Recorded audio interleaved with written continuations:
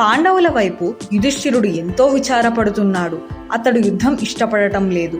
కృష్ణుడితో, కృష్ణ, ఇక నిర్ణయం చేయాల్సిన తరుణం వచ్చేసింది. నీవే మాకు శరణ్యం. మేము ఏం చేయడం మంచిదో చెప్పు. మా క్షేమం కోరి దయచేసి హస్తినాపురానికి వెళ్ళి ఆ ధృతరాష్ట్రుడితో చెప్పాల్సింది చెప్పు. ధృతరాష్ట్రుడు, ఆయన కుమారులు మా విషయం ఏం నిశ్చయించారు సంజయుడి ద్వారా విన్నాం. మీ ఆదేశానుసారం మేము 12 సంవత్సరాలు అరణ్యవాసం, 1 ఏడు అజ్ఞాతవాసం చేశాం. అయినా మా రాజ్యం మాకు తిరిగి ఇచ్చేందుకు ఇంకా నిరాకరిస్తూనే ఉన్నారే. వారు ధర్మాన్ని న్యాయాన్ని లెక్క చేయరా? నేను యుద్ధం కోరను. నాకు 5 ఊళ్ళు ఇమ్మను చాలు. అక్కడ నేను, నా సోదరులు, ద్రౌపది ఉంటాం. మేమున్న ఈ కష్టదశలో మేమెవర్ని సంప్రదించగలం? మాకు నీవు తప్ప ఎవరున్నారు? మాకు ఆప్తుడివి నీవే. మా క్షేమం కోరేవాడివి నీవే కదా. ఏది ఎలా జరగనున్నదో, పరిణామమేమిటో, ఎవరి రుణం ఎలా తీర్చుకోవాలో ఎవరికెరుక అన్నాడు.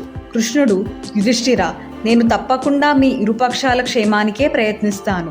నా రాయబారమే ఫలించిందా, ఈ ప్రపంచాన్ని వినాశం నుంచి రక్షించానన్న సంతోషం నాకు పూర్తిగా ఉంటుంది అని సమాధానం చెప్పాడు. అప్పుడు యుధిష్ఠిరుడు, అయితే కృష్ణ, నిన్నచ్చటికి ఒంటరిగా పంపాలంటే నాకు భయంగా ఉంది సుమా. ఎందుకంటే మాకున్న అమూల్యమైన సంపద నీవేనయ్యా. ఆ దుర్యోధనుడు నీకు హాని చేయ తలపెట్టవచ్చు. అటువంటిదేదైనా నీకు సంభవించినట్లయితే ఈ ప్రపంచమంతా మాకు దక్కినా నిష్ప్రయోజనమే అన్నాడు. అందుకు కృష్ణుడు చిరునవ్వు నవ్వి, నీవంటున్నది యథార్థమే. దుర్యోధనుడు నన్ను దూషించవచ్చు, హాని చేసేందుకు ప్రయత్నించనువచ్చు. కానీ సింహం ముందు ఇతర జంతుజాలాలేవి నిలవలేనట్లే నాకు కోపం తెప్పించారంటే భూమి మీద ఉన్న రాజులంతా ఏకమై గుమిగూడి వచ్చినా నన్ను ఎదిరించలేరన్న విషయం గుర్తుంచుకో. కౌరవులు నన్ను అవమానించినట్లయితే వారిని నేను హతమారుస్తాను. సంజయుడు చెప్పిందంతా విన్నావు కదా. ఇంకా నీకు కౌరవులతో స్నేహంగా కలిసిమెలిసి ఉండాలనే ఉందా? అయితే విను. ఒక నిజమైన క్షత్రియుడికి మరీ అంత శాంతగుణం, కనికరం కూడదు. క్షత్రియుడైన వాడు యుద్ధం చేసి విజయాన్ని సాధించాలి, లేదా పోరాడి వీరమరణమన్నా పొందాలి. నాకు దుర్యోధనుడి విషయంలో ఎలాంటి సందేహమూ లేదు. అతడు రాజ్యాన్ని పంచి ఇచ్చేందుకు ఇష్టపడడు. అందువల్ల మీ సైనిక బలాన్ని యుద్ధానికి సిద్ధం చేయించు. నేను వెళ్ళి తిరిగి వచ్చేసరికి యుద్ధ సన్నాహాలు పూర్తి కావాలి అని చెప్పాడు. అప్పుడు భీముడు, ఓ కృష్ణ, నీవు కనుక సంధి చేసుకొని వచ్చావంటే నేనెంతో సంతోషిస్తాను. మరొక్క మాట, యుద్ధ పరిణామాలు వివరించి వారిని బెదరగొట్టకు. పాపం దుర్యోధనుడు స్వాభావికంగా దుర్మార్గుడే అనుకో, అయినా అతన్ని తూలనాడకు. శాంతియుత సహజీవనాన్ని మించిందేముంది కనుక ఆ విషయంలో నేను నా సోదరుడితో పూర్తిగా ఏకీభవిస్తున్నాను. మా తాతగారైన భీష్మాచార్యుల్ని యుద్ధ ప్రసక్తి లేకుండా ఒప్పించడానికి వీలైనంతగా ప్రయత్నించు. నా సోదరుడు అర్జునుడు కూడా నా మాటతో ఏకీభవిస్తాడనుకుంటున్నాను. అతడికి యుద్ధం గిట్టదు. కానీ అది మనం యుద్ధం వద్దనుకుంటేనో సుమా. భీముడు మనస్ఫూర్తిగా వెల్లడించిన అభిప్రాయాన్ని విని కృష్ణుడు ఎంతో సంతోషించాడు. భీముడి నుండి కృష్ణుడు ఎదురు చూసింది ఆ మాటే. అయితే చల్లని నిప్పు తేలికైన కొండ ఉంటుందంటే కూడా నమ్మవచ్చేమో గాని భీముడిలో అంతటి శుతిమెత్తని హృదయం ఉండడం చూసి కృష్ణుడు విస్తుబోయాడు. అప్పుడు కృష్ణుడు, నే వింటున్నది నిజమేనా భీమా? నిన్నటి వరకు యుద్ధమే కావాలన్న వాడివి. గడిచిన 13 సంవత్సరాలు నీకు ఒక్క రాత్రి కూడా కంటి నిండా కునుకులేదే. మనస్సుకు శాంతి కరువైనదే. పగబట్టిన పాము బుసకొట్టినట్లు నీవు కోపోద్రేకంతో ఉవ్వెత్తున లేచి ఏం చెయ్యాలో తోచక నిస్సహాయంగా చేతులు నులుముకుంటూ ఉంటే నీ అగ్రజుడు నిన్ను శాంతింపజేయ ప్రయత్నించేవాడే. ఇప్పుడు ఈ శాంతి సంధి అని మాట్లాడుతుంది నీవేనా? ఏమిటి విడ్డూరం అనిపిస్తోంది. భగ్గుమనాలి గాని దైన్యానికి లొంగరాదు. జడత్వం నీకు తగదు. అసలు నీ చేరువకే రారాదు సుమా అన్నాడు. కృష్ణుని హెచ్చరికలు విని భీముడు, కృష్ణ, నీవు నన్ను అపార్థం చేసుకున్నావు. ఏళ్ల తరబడిగా నీవు నన్ను ఎరుగుదువు. ఎన్నడూ నీవు నన్ను పిరికి పంద అనలేదు. కౌరవుల్ని కాలరాచి పొడి చేసేందుకు చాలినంత శక్తి నాకు లేకపోలేదు.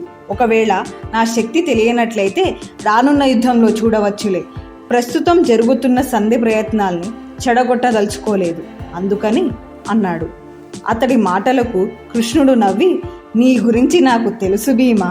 నీ మీద నాకున్న గాఢమైన అపేక్షతో అలా అన్నానే గాని ఆహా, నీలోని శౌర్యాన్ని రెచ్చగొట్టాలని అంతే. మన పక్షంలోని మహాబలిష్ఠుడైన వ్యక్తి నీవేనని నాకు తెలుసు. అంతేకాదు పాండవులంతా నీ శక్తిపై ఆధారపడిన వారేనని తెలుసు అని ఉన్న యథార్థాన్ని చెప్పాడు. భీముడు శాంతించాడు. అప్పుడు అర్జునుడు, కృష్ణ, యుధిష్ఠిరుడు నీకు చెప్పవలసినదంతా పూర్తిగా చెప్పేశాడు. కానీ నీ మాటలను బట్టి సంధి ఒడంబడిక సాధ్యం కాదనే స్పష్టమవుతోంది. అయినా నువ్వు తలుచుకుంటే సాధించలేనిదంటూ ఏదీ లేదు. ఏది ఏమైనా సరే నీ సలహా ఎట్టిదైనా మాకందరికీ శిరోధార్యమే సుమా. నేను భవిష్యత్తును గురించి చింతించడం లేదు. నీకేది మంచి అని తోచిందో అదే చేద్దాం. అది మాకే కాదు, లోకమంతటికీ మంచి అవుతుంది. నీవు మా పక్షాననే ఉన్నందుకు మాకెంతో ఆనందంగా ఉంది. అంతటి అదృష్టం మాకు చాలు అన్నాడు. అందుకు కృష్ణుడు, అర్జున, నీవన్నది వాస్తవమే. దైవ నిర్ణయము మానవ యత్నము రెండూ ఒక్కటవ్వాలి. నేను తలుచుకుంటే వారినేమైనా చేయగలను అనే నీ ఆలోచన తప్పు అంటాను. ఏం, దుర్యోధనుణ్ణి అతడి అనుచరుల్ని హతమార్చకుండానే నీ రాజ్యాన్ని నీవు పొందగలవనుకుంటున్నావా? కౌరవులు రూఢిగా శిక్షను అనుభవించి తీరాల్సిందే.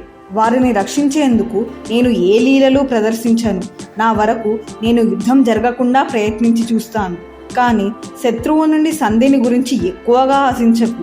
యుధిష్ఠిరుడు చెప్పమన్న సందేశాన్ని నేను వారికి అందజేస్తాను అన్నాడు.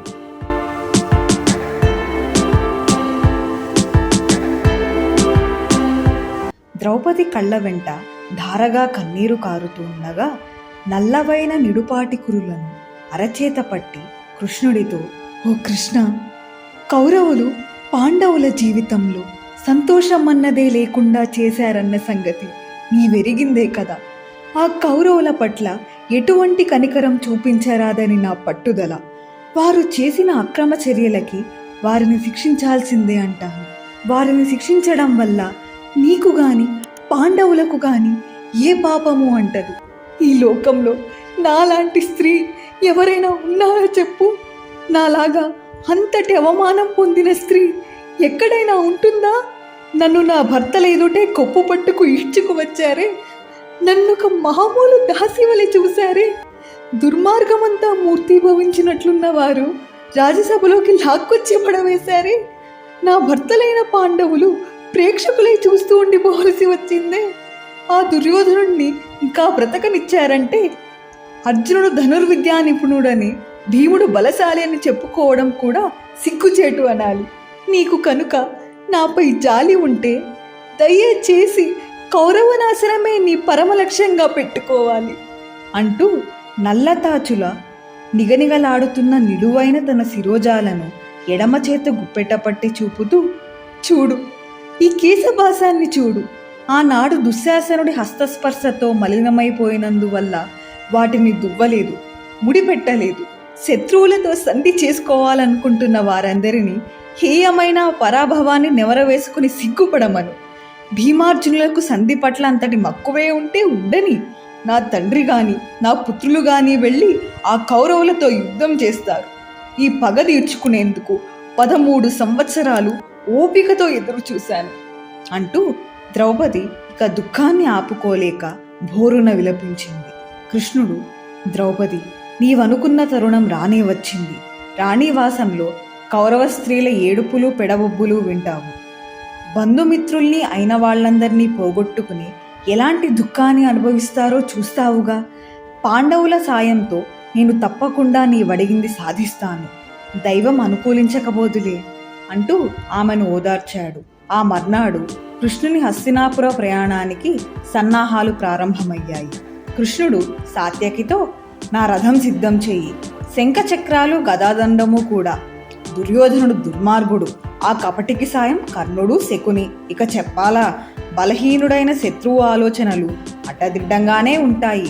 బలవంతుని ఆలోచనల్లా తిన్నగా ఉండవు కదా అన్నాడు. యుధిష్ఠిరుడు మిగిలిన వారు అతని వెంట రథం దాకా వచ్చారు. కృష్ణుడు వారందరి వద్ద సెలవు పుచ్చుకున్నాడు. సాత్యకితో కలిసి కృష్ణుడు హస్తినాపురానికి పయనమయ్యాడు.